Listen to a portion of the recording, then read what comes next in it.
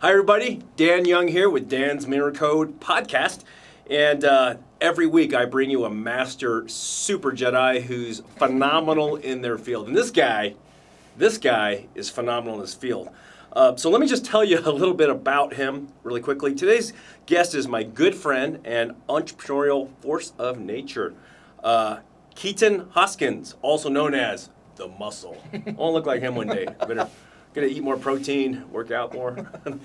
But he successfully has started and owned over 17 companies.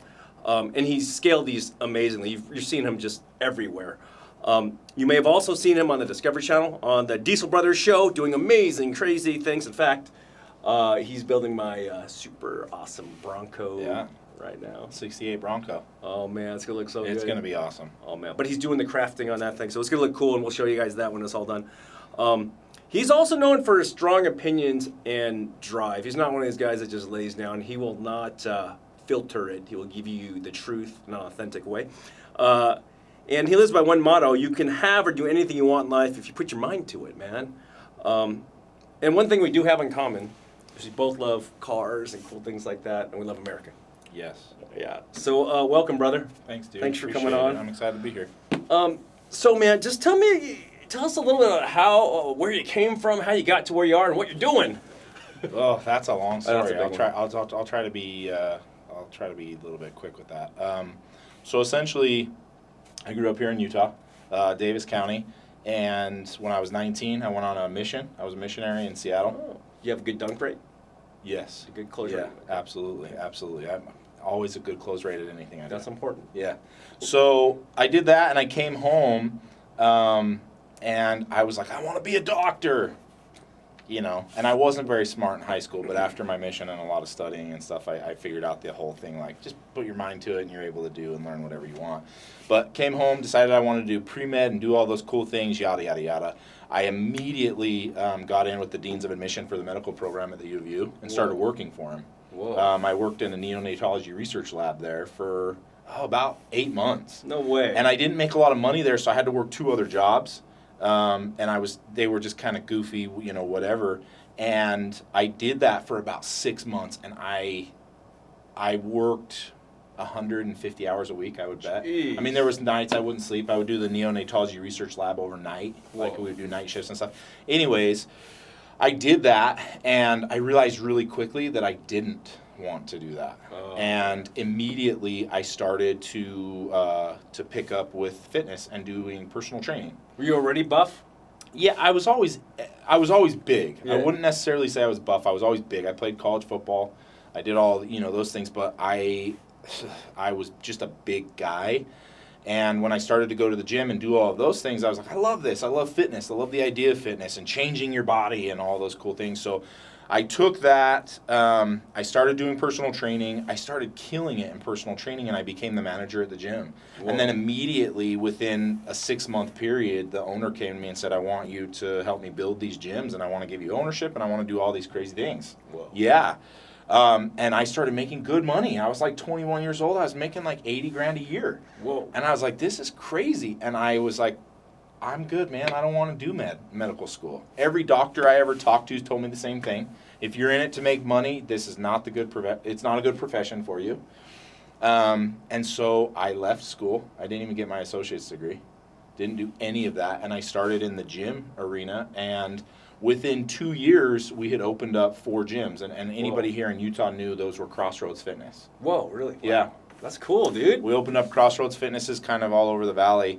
And then really quickly I found out the hard lesson, and that was that you should always have your all your agreements in paper or on paper. Oh, yes. And the owner of Crossroads Fitness, who actually after they closed down got indicted for a lot of stuff, we had a disagreement, and he pretty much told me, you're out, you're done, without giving me anything. So I think I was 22. From that time forward, I had just gotten married. I had just bought my first house. I had just found out my wife was pregnant. And from that day forward, I remember thinking, I will never, How ever. old are you now? I'm 33. Oh, you're just getting started, bro. Yeah, just a young one. But I remember at that time, I was like, I will never work for someone again. I will not do it. And you don't seem like the type of dude who can no, and I couldn't. And so from that time forward, I started my very first company. It was called MoFit. It was short for Mobile Fitness. Nice. And I started taking personal trainers, and I placed them in people's homes to train people in their homes. And at one point I had between, I think, 5 to 10 trainers that worked for me. So I would go in, I would close the deal and say, hey, this is going to be your trainer. We're going to change your life. You don't need a gym. They're going to come in. They're going to work out with you. They're going to show you everything. And you need to see them 3 to 5 times a week. And so I started running this company. You scheduled all the guys in there? I scheduled them. I took payments. I paid my guys. I did all the those marketing. things. I did everything, yeah. Crazy, dude. And all of my trainers started getting paid better with me than they ever did with a gym. So I started having more trainers come to me and qualified trainers. And then at that point, we just kind of killed it. Really? And when I say kill it, I mean like destroyed it. We were doing anywhere from $40,000 to $60,000 a month, and I was paying my trainers good money, but definitely not $40,000 to $60,000 a month, and a lot of it was cash. So immediately I fell in love with the idea of building a company, running a company, owning a company, and doing all of those things. And then very quickly from that company, I opened up another company that was a kids training company for kids that wanted to be athletes. And then I moved those companies into one of the biggest gyms in Davis County, which was known as Sportsplex. Whoa. Sportsplex was a 60,000, 70,000 square foot gym. And I moved in there and took over ownership there with a partner. Holy and crap. did that for a while. And then I moved from there and I opened up a dental office. A dental office? Yeah, a dental office. Okay, that's a big shift. Yeah. Okay. And then from the dental office, I opened up a plastic surgery clinic, all within here in Utah. See, this is what ADD... Yeah. It's a superpower. It's a curse and a superpower. Yeah. And then after that, the show started, the Diesel Brothers show that we had been... Are those guys all your friends or They're whatever? all, yeah, best friends. We've been best friends forever. Actually, I've known them since junior high. Wow. Yeah. So you guys used to do bad stuff together when you were little? Like, yeah, we naughty still stuff? do bad stuff. Oh, I see that stuff on all over social media and TV, man. You guys, wear your helmet, man. Yeah, but essentially, at that point, I just started rolling into more companies and doing more things. And now, at this point in my life, I'm usually starting anywhere from 2 to 5 companies a year. I know you just bought the FitCon. FitCon, dude. Yeah. And it was actually freaking awesome. It was a great, in the middle of COVID, it was... I remember you called me, you're like, dude, I don't know if people going to show up. Yeah, I was worried. Did I people was show really up in worried. the... Yeah, we had, I think we had 15,000 people show up. Jeez. That's awesome. So it was cool, right? Yeah, it was great. And now... I saw tons of, Instagram shares. And We everybody had was tons. on there. Everybody was We had tons and tons of influencers there. We had tons of people there. We are now actually... we're going to the next level, and we're doing... And I shouldn't... When is this going to air? A couple weeks. Oh, then we're good. Then the announcement will be out. But Okay. we are doing a FitCon in Dallas, Texas. Nice. Which we'll be announcing by the time this is out. We're doing a FitCon in Arizona. Jeez. Yeah, and then we're Blowing of course it up. doing we're gonna branch out because FitCon used to be this small expo where people go in and they do the fitness expos. And fitness expos they've always just kind of been ran, I think, kind of half-assed inside a little building with all this stuff. Yeah. But when we did FitCon here, we did it outside. And Fresh people air. fell in love with it. So now we're going to take that model to every state, and essentially at some point in the near future, we're going to have a FitCon in every single state that's an outside festival. Bro, that's so awesome. Dude. Yeah. So yeah, that's kind of my life. So you got all these companies running. I keep seeing you have health supplements. Yeah, I that's probably the one that I'm most passionate about. I own a company called One Mission Nutrition. Yeah, it's really cool. And it's awesome products. I would love to sit here and tell people, and even you, that make me stronger? Yeah, we're the best products in the world. But the reality is they're really good products, just like products you'll get anywhere else. But the difference between this and why I'm so passionate about it is every time somebody buys from us, we send that same order to the military members across seas for That's free. Good karma. Yes. I've had a lot of friends in the military, and I always wanted to know what could I do to help them. And they do 4 things. They eat, they sleep, they work out, and they fight. Right. I can't help with any of those other ones, but the working out I can. Yeah. And so we essentially put these packages together that are called strength boxes, and we send them over by the pallets to Afghanistan. Nutrients, protein. Everything. Protein, pre-workout. Energy. Energy. You got to go beat the enemy's ass. Yeah, exactly. Even sleeping stuff to help them sleep, Dude. all of that stuff. But that company and of stuff we started 2 years ago, and it's blown up. It's been And the awesome. Army should just issue that. That's what I think. That's what we're trying to work towards. Yeah, happier, better psychologically, physically. Absolutely. Yeah. So anyway, so that's kind of me in a nutshell. I'm just kind of all over the place. Dude, this is so awesome, man. So let's just talk about this though. And this is like a crazy second question I like to get into is, what is your most tragic war story? I mean, where you just got your butt totally kicked. And how'd you get through that, man? Man, that's a hard one. I think it's actually funny you asked me that now. So every week, I'm writing a book on divorce. It's going to be called the Handbook for Divorce, and the subtext of it is going to war with yourself. And hopefully within the next, I think 3 months, we're going to be publishing it. This is my first book. I'm a little bit nervous, but you asked me that question, and I would say my divorce was by far the hardest thing for me. And I think it was hard for me because I was such a prideful person, and it takes a lot to make somebody that's that prideful become humble. And I was humbled. Like I got my shit kicked in the dirt. It was really, really hard. I had 2 beautiful daughters. My ex-wife's a wonderful person. We have a great relationship now.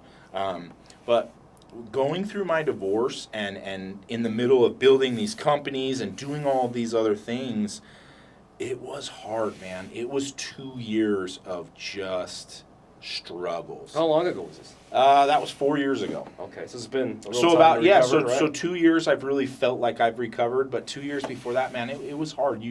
I was somebody at that point where I was like, I'm just going to put my head down and I'm going to go to work, and that's all I'm going to do. And I was filming the reality show throughout the whole thing, and it was hard. You Try could to see put on your happy face. for sure. You have to fake it sometimes. Oh yeah, Just kinda... anybody who thinks reality shows are real they're not they're not right. Reality shows are definitely scripted, but going through my divorce and doing those things, that was the hardest thing, but it also taught me the most. And I think if anybody, I don't know how many viewers you have and people that listen to this, but I think if you want to grow, you got to get uncomfortable.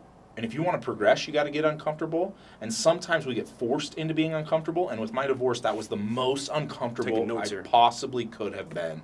And I think the reality of that taught me that. Is this a PG audience, or can I? You say whatever you want. Oh, okay. I think that whole thing taught me that you need to fuck your fear, and you need to just move forward, and you need to stay out of your comfort zone unless you want to remain the same.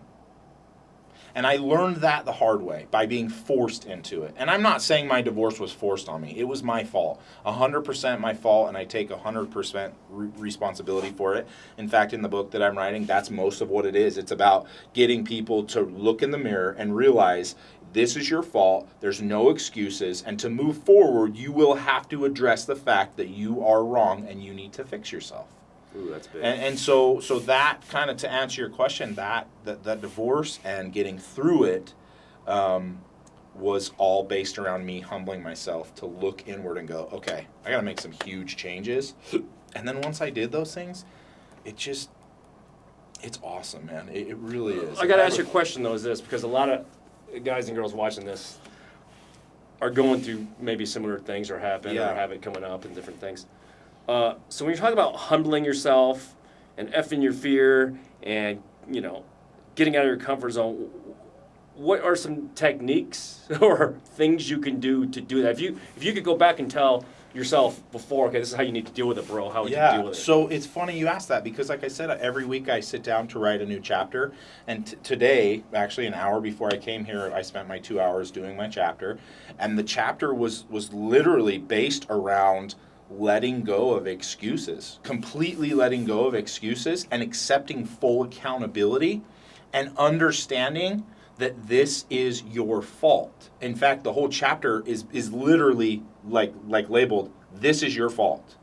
And if anybody, those that are listening to this, if there's anything in your life that is not going according to what you want, it's your fault. Mm-hmm. And I know that's something that's really hard for people to swallow, like really, really hard.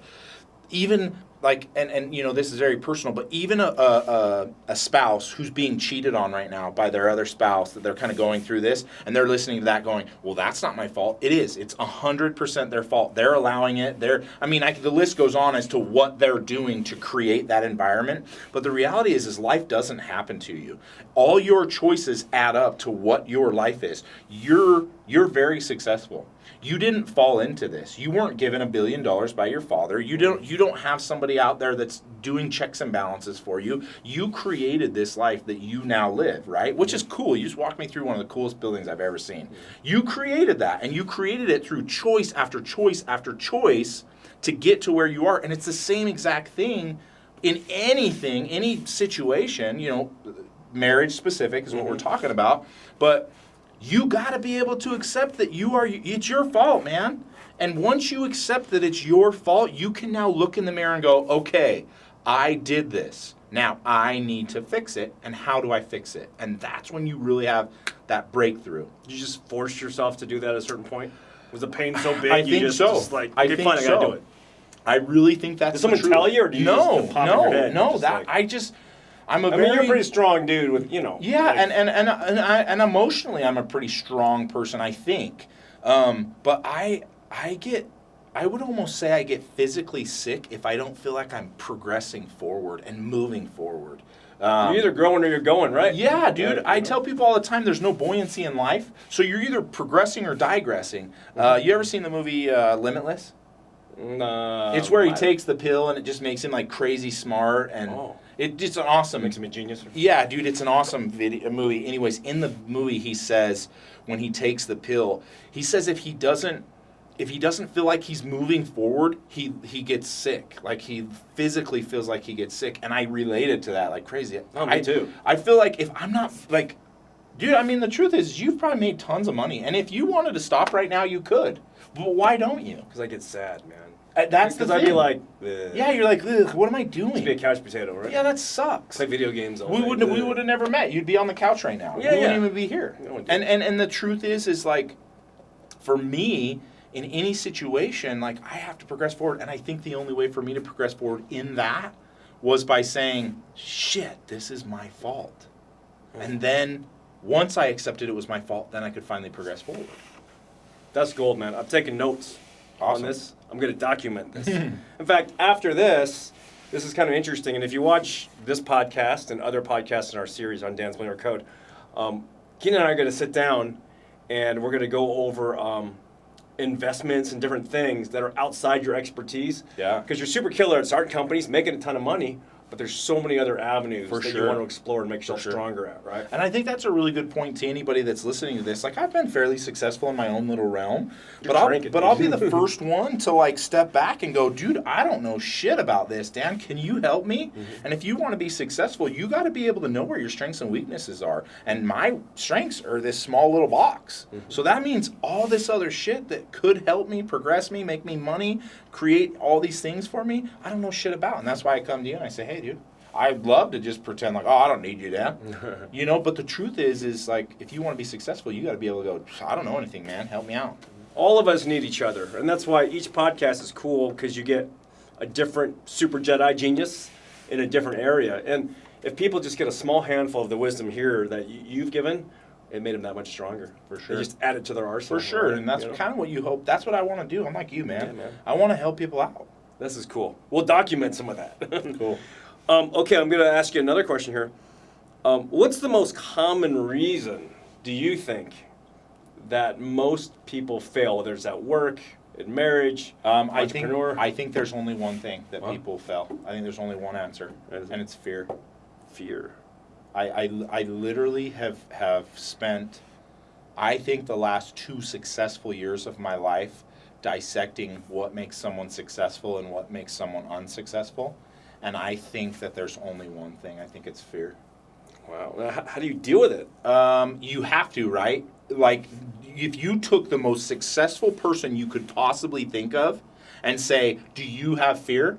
They will tell you they have it. So they're no different than you and I. They're no different than the people listening. The difference is what they do with that fear and what it causes them to do and the decisions that it causes them to make. What do you do when you're scared? I push as hard as I can towards that fear. I push as hard as I possibly can into that. So to just give you an example, so right now I just sold my house that I built a year ago. Awesome house, loved it, and I'm building a new area, and this new one is like my forever home, and I'm really, really excited about it. And the truth is, this may be way out of my spectrum of what I can afford. It really, to be honest with you, the more I talk to my builder, I think it's out of the spectrum of what I can afford right now. But it's going to take about 18 months for me to build that house. And I know that in the next 18 months, I have to come up with X amount of money to pay for that. You burn the ships, bro. Yeah. We have to burn the whole mountain down. Yeah, man. But the truth of it is I know what I want, and I'm very, very scared. I'm scared, dude. Like, what if I can't? I know I will. Yeah. But I still have that fear there, and I'm pushing as hard as I can into that fear to create what I want to create. And my last chapter, the one that I just finished today, the chapter is called Emotionless Decisions. And fear is an emotion, right? If we as a people can take any decision we make and pull emotion out of it, we will make the right decision. And so I used to do a little bit of coaching with people, and I would do a little montage thing about you need to take fear out of the decisions that you're making. You're going to feel it, but you still shouldn't have it be a part of it. And if you feel fearful and you're scared and you're making a decision away from that fear, you're making the wrong decision. Why do people stay in a job they don't like and make little money? Because they feel comfortable and they're scared about what? Losing that job, not making that money. Yeah, everything. Security. Security. There's no thing as security. It's not even a real thing. But fear in and of itself causes so many people to be mediocre and to just get by in life. When in all reality, every person listening to this has the ability and potential to be greater than you and I, greater than their greatest hero. So you push as hard as you can. So to conquer fear, you go into it with some courage. Yeah. Confidence. Yeah, you just got to put it on. Yeah, you have to, and that takes time. You can't tell someone that's like, hey, you're afraid of heights, let's go up to the Empire State Building, I want you to jump off. It's not going to happen. But over a course of steps of pushing into fear and pushing in and pushing in and pushing in and pushing in, you're going to find out something. And I think this is something that I could say it a million times, and I know you believe it, but the worst case scenario that you make up in your mind pertaining to that fear, the worst case, if you walk through it, you're going to find out that it really isn't that bad. Yep. You know, like if you had a fear today about investing and losing all of your money, and you did it, and the worst case happened, what happens? You start over? There's a scene in what's that movie? Gladiator, where he says if you find yourself in a field with the sun beaming down your face, you know, there's nothing to fear something because you're already dead and you're in Elysium. Yeah. Right? Yeah. And then everyone laughs, right? They're like, ah! Yeah. Because that's true. I think the worst thing that could happen for me is be dead, but isn't that bad? No. You know? I mean, no. That's the worst thing. You're in it, the sun's beaming down, everything. You got the angels and the clouds. Okay. Yeah. That's not so bad. No. So if you remove that fear, and that's the worst thing, you could be totally have nothing, no money, no cars, no house, no family, nothing. You're just dead. Yeah. I mean, that's the worst. And if you can face that, maybe it's not so bad where you are right now. And then all of a sudden you're going to start to see that once you let go of that fear that's holding you back, you're going to start progressing and being successful way more than you thought because of what that fear was telling you, right? And so for me, man, I think I've been around some really, really successful people, and they do things that I'm like, oh man, are you serious? And then I watch it work out for them, and I'm like, man, they never would have been able to do that if they would have stuck to the fear that we were feeling. Because I felt it with them. You know, one of my really good friends, Heavy D, he's on the show with me. One of my really good friends. I watch that guy all the time do things that I look at and I'm like, dude, why is he doing this? It scares me that he's doing it. And he does it, and he gets through it, and it works out every time. And I'm just like, dude, that guy's successful because he never, ever, ever listens to the fear. I know he feels it, but he doesn't listen to it, and then he makes the decisions based on what he wants to do rather than, fear's telling me not to do it. So that would be my biggest piece is That's huge, is man. fear. This is so valuable, guys. You should watch this again.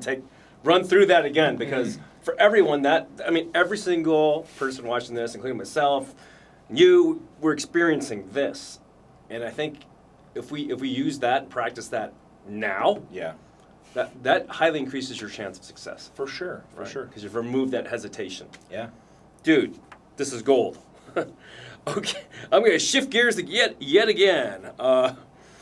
What's next for you, bro? Man, that's a crazy question. What do you want to do when you grow up? Yeah, You're just like, seriously, because I always feel like that. Just gonna start.